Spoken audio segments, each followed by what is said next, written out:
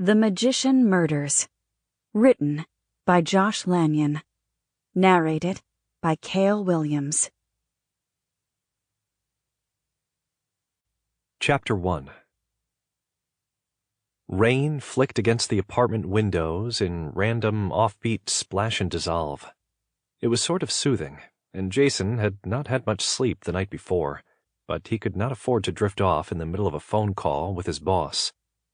If the legendary West Charm has failed to convince Ursula Martin to file charges against Fletcher Durand, maybe the DOJ should take a swing at her, Karen Kapsakevich was saying. Kapsakevich was chief of the Major Theft Unit of the Criminal Investigative Division. She oversaw the art crime team agents from her Washington, D.C. office, which was where she was calling Jason from. Jason was on his cell phone, lying on Sam's sofa in Sam's apartment in Stafford, Virginia. The apartment was not far from the training academy where Jason was attending routine in-service refresher training. "Respectfully, I don't think that's the approach we want to take with Martin," Jason replied. "I think there's still a good chance she'll ultimately come through for us, but not if we push her. Her situation is complicated." "Isn't everybody's?" Jason waited politely. Karen sighed. "I had a feeling you'd say that, so, okay. I'll let you make the call. She's your complainant, or was." Jason winced. The collapse 2 months ago of charges against the Fletcher Durand Art Gallery was still painful.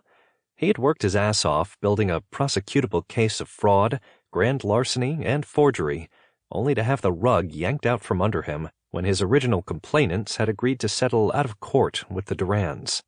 There had been a hell of a lot more to it than that, of course. But the bottom line was the U.S. Attorney's Office would not be filing charges against Fletcher Durand at this time, especially since the Durand most wanted by law enforcement and everyone else seemed to have vanished off the face of the planet.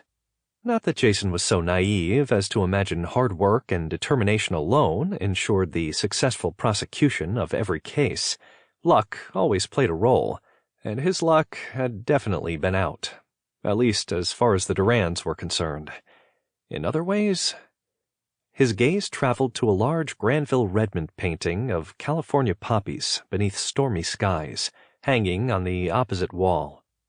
In other ways, his luck had been very much in, which was how he came to be lying on Behavioral Analysis Unit Chief Sam Kennedy's sofa, waiting for Sam to get home.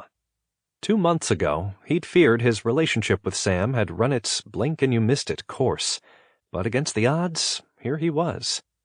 "All right," Karen said, more briskly, her attention. "Sample complete. Ready to continue?"